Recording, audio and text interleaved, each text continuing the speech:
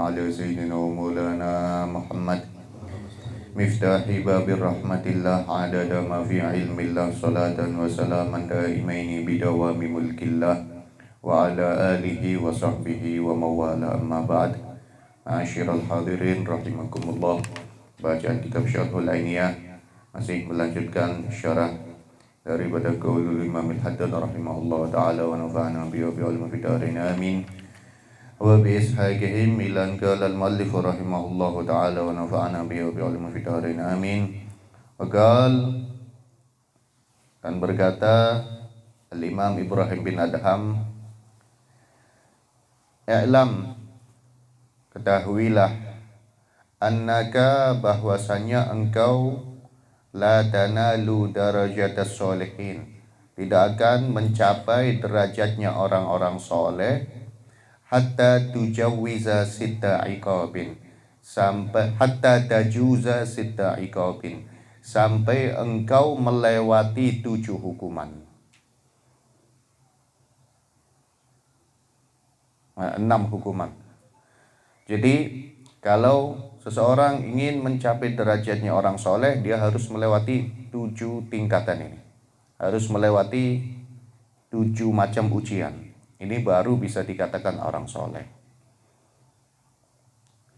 Apa tuh? Astagfirullah, bukan 7, 6. 6 ujian. 6 cobaan. Apa 6 cobaan itu? Awaluha, yang pertama, tughliqu baban ni'mati wa taftahu babasyidah. Engkau harus menutup pintu kenikmatan dan membuka pintu kesusahan.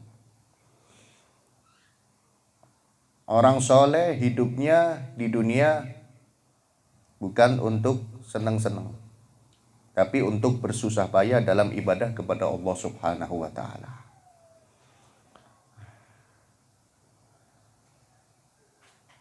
Karena ibadah ini membutuhkan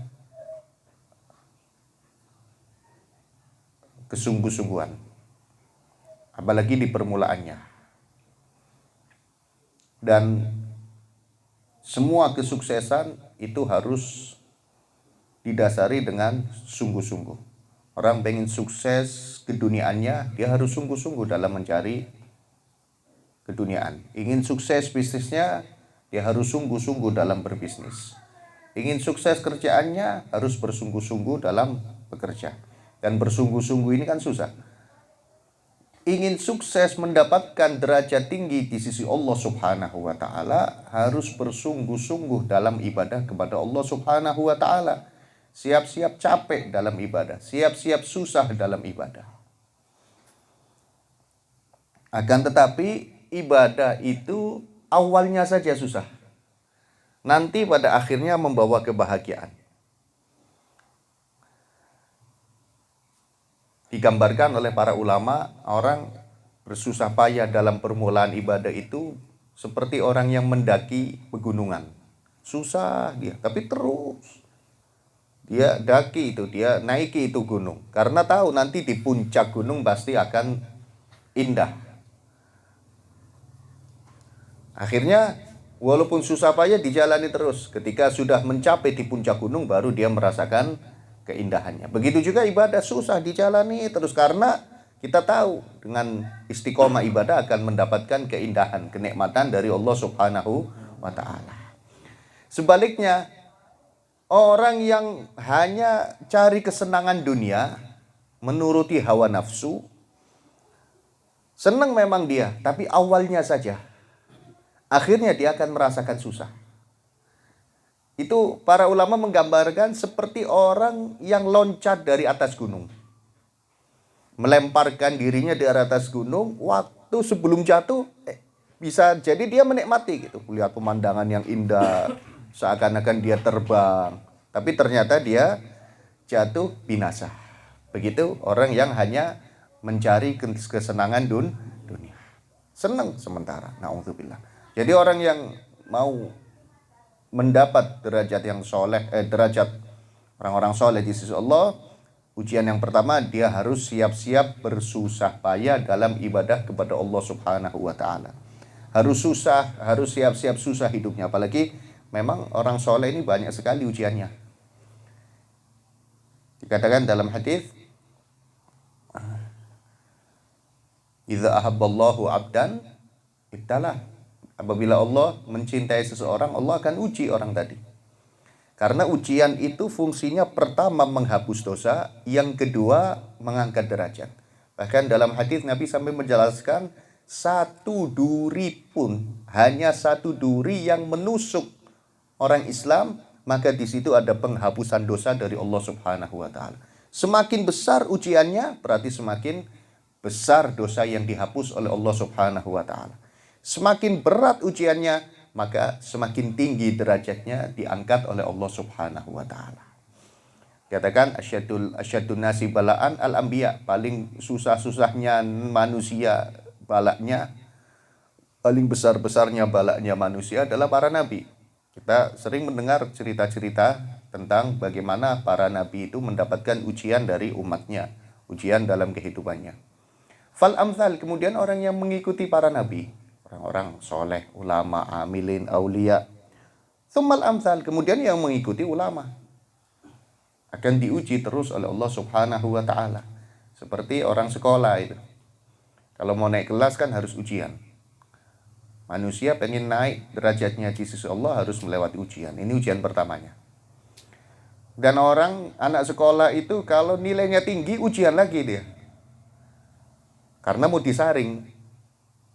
Biar dapat peringkat yang lebih tinggi lagi, harus ada ujian lagi. Kalau yang nilainya biasa-biasa, selesai ujian, naik kelas, selesai.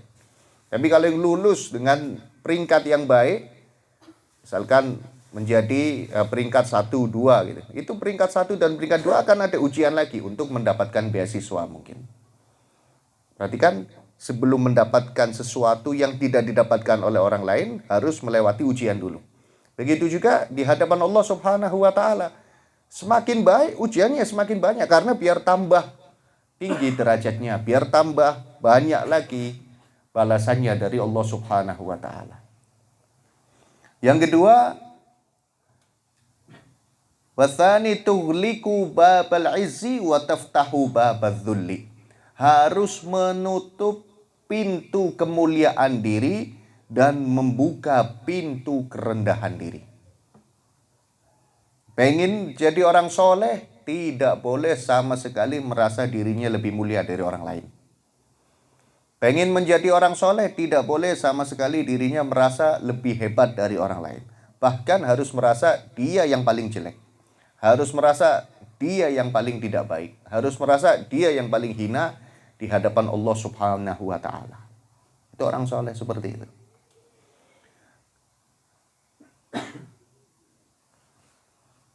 Katakan, tandanya orang tawadu, orang rendah diri ini, kata Imam Haddad, adalah orang yang sempurna akalnya. Nah, tanda orang yang sempurna akalnya yaitu tawadu. Tandanya tawadu, pertama, dia akan selalu memuji orang-orang yang seletingnya, selevelnya. Teman-temannya selalu dipuji, nggak ada yang dicela, nggak ada yang dihibah sama sekali. Itu tandanya orang yang tawadu. Kemudian yang kedua, tandanya orang tawadu adalah rela diundur atau ditempatkan di tempat yang terbelakang, padahal dia berhak untuk duduk di tempat yang terdepan. Jadi maksudnya rela dianggap orang biasa, padahal dia itu berhak untuk dimuliakan. Memuji teman-temannya, kemudian rela ditempatkan di tempat belakang, padahal dia berhak untuk duduk di depan. Itu tandanya orang tawadu. Dan ini ujian yang kedua kalau memang ingin mendapatkan pangkat kesolehan di sisi Allah Subhanahu wa ta'ala. Harus menutup pintu kemuliaan di dalam dirinya. Maksudnya jangan merasa dirinya mulia sama sekali. Diceritakan, sahabat Umar itu sebelum masuk Islam, itu kan luar biasa beliau ini. Selalu mengganggu umat Islam, memusuhi Nabi, maksiat dan lain sebagainya. Sehingga sebagian orang yang sudah Islam menganggap remeh sahabat Umar. melihat sahabat Umar dengan pandangan sebelah mata. Apa Umar ini? Ternyata setelah Islam, setelah sahabat Umar masuk Islam, sahabat Umar mengungguli semua sahabat-sahabat kecuali sahabat Abu Bakar. Ini manusia. Jadi manusia itu ujungnya nanti yang dilihat, bukan awalnya. Awalnya seperti apa? Bisa jadi disalib sama orang-orang yang lainnya. Bukan ujung kesuksesan dunia, bukan itu yang dibahas, tapi kemuliaan di sisi Allah Subhanahu wa taala. Yang ketiga, tughliqu babar rahah wa taftahu babal jihad. Harus menutup pintu santai dan membuka pintu mujahadah. Gak ada orang soleh santai, itu gak ada. Orang soleh itu selalu hidupnya penuh dengan mujahadah, penuh dengan melawan hawa nafsu. Hidupnya digunakan selalu untuk ibadah kepada Allah Subhanahu wa taala. Habib Hasan Baharun, beliau capek luar biasa dalam dakwah, dalam ibadah. Beliau selalu mengatakan la rahata fid dunya. Enggak ada santai di dunia. Santai nanti di akhirat. Jadi kalau kita masih sering santai berarti bukan orang soleh gitu. Enggak ada santainya orang soleh. Syekh Abdul Qadir Jailani beliau mengatakan, aku 40 tahun hidup berkelana di Irak mencari barokah dari para ulama. 25 tahun sholat subuh dengan wudhu isya. 15 tahun setelah sholat isya baca Quran sampai subuh dengan berdiri satu kaki. Itu Syekh Abdul Qadir Jailani. Imam Syafi'i masuk Ramadan pagi sampai sore khatam Al-Quran, malam sampai subuh khatam Al-Quran. Jadi nggak ada santainya. Kalau memang pengen mendapatkan derajat kesolehan di hadapan Allah Subhanahu wa taala. Katakan dalam Al-Hikam Ibn Athaillah Sekandari, beliau mengatakan malam takun bidayah muhriqah lam takun lahu bidayah musyrikah. Barang siapa yang tidak memiliki permulaan yang membakar, maksudnya membakar hawa nafsunya, dia nggak pernah mencoba untuk memberangus hawa nafsunya, lam takun lahu bidayah musyrikah, maka ujungnya tidak akan bercahaya. Na'udzubillah, gelap hidupnya nanti. Maksudnya akhiratnya gelap. Kalau nggak punya mujahadah sama sekali. Jadi mujahadah ini harus ada, bukan saya susah mujahadah, itu pangkatnya aulia. Kita harus mujahadah. Aulia aja mujahadah, apalagi kita seharusnya seperti itu.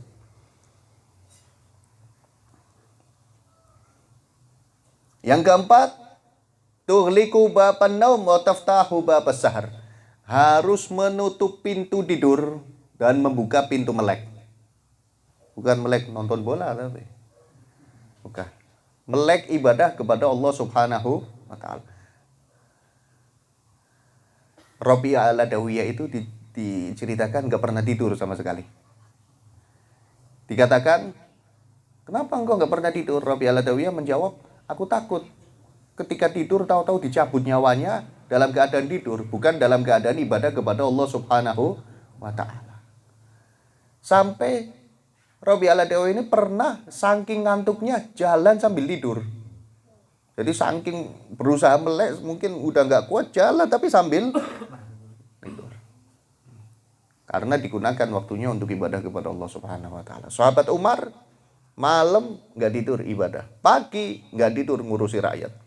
Beliau mengatakan, kalau aku tidur malam, innim tulailan adha'tu nafsi. Kalau aku malam tidur, kata sahabat Umar, berarti aku menyia-nyiakan diriku. Gak ibadah kepada Allah Subhanahu wa ta'ala. Wa inim tunaharan adha'tu ra'iyati. Kalau aku tidur siang, aku menyia-nyiakan rakyatku. Gak ngurus rakyatku. Jadi malam ibadah, pagi sampai sore urusan rakyat. Ini kalau memang pengen dianggap orang soleh. Yang kelima, taftahu babal ghina wa tughliqu babal ghina wa taftahu babal faqri. Menutup pintu kekayaan dan membuka pintu kemiskinan. Maksudnya hidupnya sama sekali nggak pernah mengejar kekayaan. Siap untuk hidup miskin di jalan Allah Subhanahu wa taala. Bukan berarti hidupnya pasti miskin, enggak. Miskin kaya urusannya Allah Subhanahu Ta'ala. Yang penting di hatinya ini nggak ada niat sama sekali mengejar kekayaan. Ini yang dilakukan oleh orang soleh, yang dilakukan oleh para sahabat. Nggak pernah sama sekali punya niat sedikit pun mengejar kekayaan. Makanya, nah paling rugi-ruginya orang itu kalau ada orang hubungan sama kita niatnya akhirat, kita hubungan sama dia niatnya dunia. Ini paling rugi-ruginya orang. Hati-hati makanya. Bukan berarti kita nggak boleh punya cita-cita. Silahkan punya cita-cita, tapi jangan sampai kita mengejar kekayaan sampai menghalalkan segala cara. Atau kita nggak menghalalkan segala cara, tapi bakhil untuk keluar karena takut miskin. Ini berarti bukan orang soleh. Orang soleh nggak ada sama sekali rasa takut miskin di dalam hatinya. Karena miskin, kaya itu sudah ditentukan oleh Allah Subhanahu wa Ta'ala. Yang keenam, tuhliku babal amal wa taftahu babal isti'dad lil maut. Menutup pintu angan-angan, nggak ada angan-angan sama sekali, dan membuka pintu siap-siap mati. Jadi yang ada di dalam hatinya, bagaimana nanti matinya? Besok saya mati, sebentar lagi saya mati. Bagaimana caranya biar mati husnul khotimah? Nggak mikir gimana biar nanti tahun depan punya mobil, gimana biar tahun depan sawahnya 10 hektar, gimana biar tahun depan motornya ganti, gimana biar... Nggak ada sama sekali. Yang ada mungkin salam, sholat, salam, saya mati. Sempat 1 menit lagi saya mati. Jadi waktunya digunakan semuanya untuk siap-siap mati. Apa orang-orang seperti ini nggak usaha? Banyak ulama yang punya usaha. Banyak ulama yang kerja dan lain sebagainya. Tapi hatinya selalu ingat sebentar lagi dia mati. Jadi usahanya untuk sekedar mencukupi kebutuhannya, bukan karena didorong oleh angan-angannya. Kalau kita kan enggak. Usaha nabung. Buat apa? Biar tahun depan beli mobil. Ternyata sebulan lagi mati orang. Ini buat apa? Nabung. Untuk apa nabung? Nanti 10 tahun lagi biar anak-anak punya rumah. 10 tahun lagi. Ketemu anaknya sih belum tentu. Orang soleh nggak ada sama sekali seperti itu. Yang ada gimana caranya matinya husnul khatimah.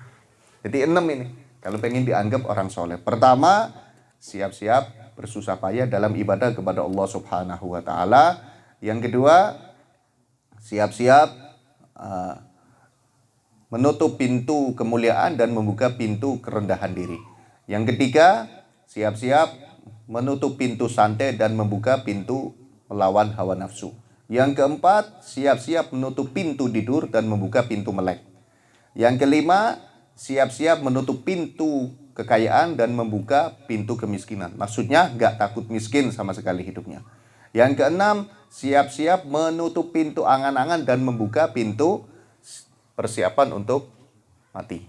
Ini 6 ini. Kalau memang kita pengen dianggap orang soleh. Dan kalau kita nggak dianggap orang soleh, berarti dianggap apa? Ini pertanyaannya. Kalau kita nggak dianggap orang soleh, dianggap apa masalahnya? Kalau bukan dianggap orang soleh, na'udzubillahi min dzalik. Apa kita mau dianggap orang munafik? Paling tidak kita punya niat untuk mengikuti 6 ini. Paling tidak kita punya niat untuk menjalankan 6 ini. Dan setelah kita punya niat, kita harus cinta sama orang-orang soleh. Yang ketiga, kita harus husnudzon bahwa orang yang ada di sekitar kita semuanya adalah orang-orang soleh.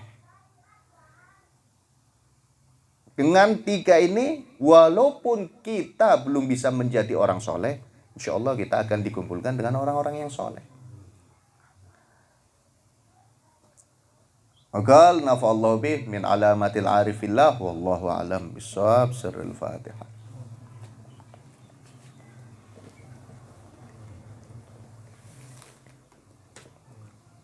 Assalamualaikum warahmatullahi wabarakatuh. Assalamualaikum warahmatullahi wabarakatuh. Jamaah berpeserta dan dirahmati Allah Subhanahu wa Ta'ala, untuk Selasa yang akan datang, yaitu bertempat di rumahnya Ustadz Nasir, Desa Duku Badan. Sekali lagi untuk jamaah berpeserta Selasa yang akan datang, bertempat di rumahnya Ustadz Nasir, Desa Duku Badan. Sekian, terima kasih. Assalamualaikum warahmatullahi wabarakatuh.